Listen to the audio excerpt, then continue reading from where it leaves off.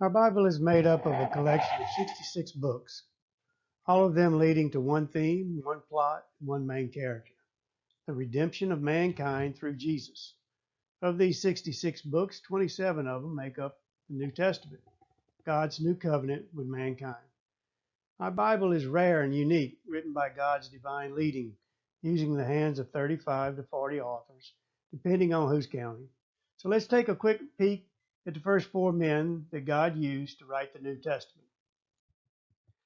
The four Gospels were written by individuals with different backgrounds and audiences and sources. At first glance, it appears that the first three Gospels are copies of each other.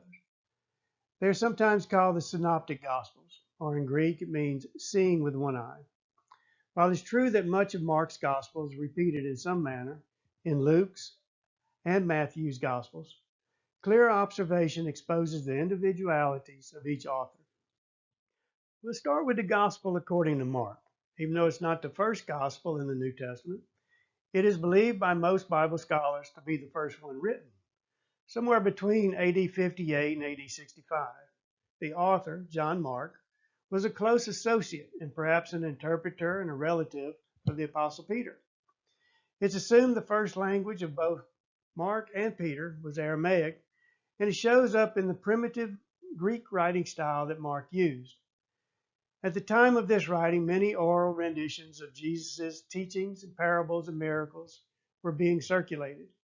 It's conceivable that with the help of Peter's eyewitness account, he was able to separate the truth from the myth, documenting for the first time the actions of the founder of the Christian religion. Brief compared to the other Gospels, John Mark's focus was to reassure the Gentile Christians that Jesus was indeed the suffering Messiah promised to come by the prophet Isaiah that takes away the sins of the world. The Gospel according to Matthew was written, of course, by Matthew, an apostle who answered Jesus' call to follow him from the inside of a tax booth. Though despised by his Jewish countrymen, he was certainly educated and fluent in Greek and Aramaic and in the Jewish laws and customs. His account is more detailed and more refined than that of Mark's, though it's obvious that Matthew used Mark's version as a basis to build on. Matthew's audience was slightly different as well. Matthew used the most references to the Old Testament of any other gospel and was appealing to the many Jews dispersed throughout the region to accept Jesus as their king and to seek the kingdom of God. As the Jewish revolt was heating up and Rome was about to bring a crushing blow to Jerusalem and the Jewish nation, Matthew hoped to prove to his countrymen that the Messiah had come. Next, we have the Gospel according to Luke. This Gospel, along with the book of Acts, was written by the Bible's only Gentile author. Presumably, he was a physician, certainly highly educated and brought up in Greek culture, and possibly a Jewish convert. But after his conversion to Christianity, he accompanied Paul on his later missionary trips and spent much of his time with Paul in Rome. Luke endeavored to uncover as much truth from eyewitnesses and early writings as he could to document the life of a certain Jewish Messiah, Jesus of Nazareth. It's believed he intended on handing this writing in the book of Acts over to a high-ranking Roman official who himself may have been a Christian convert, perhaps as a pretrial document to help Paul in his upcoming trial. For whatever purpose, his writing portrays a compassionate Jewish rabbi who invited all, including those on the fringe of society, to enter into the kingdom of God from a non-Jewish viewpoint.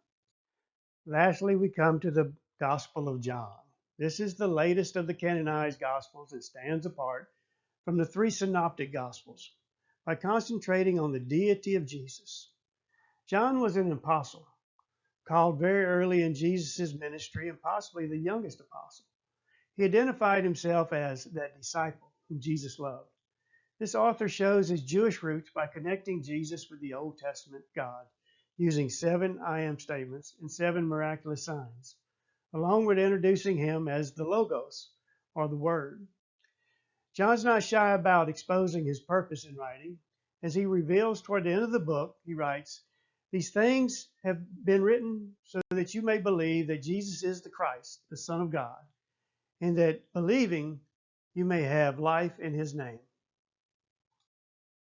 With the Old Testament, God revealed creation, mankind's failures, and pending judgment, but also points to the day when grace and truth would be revealed.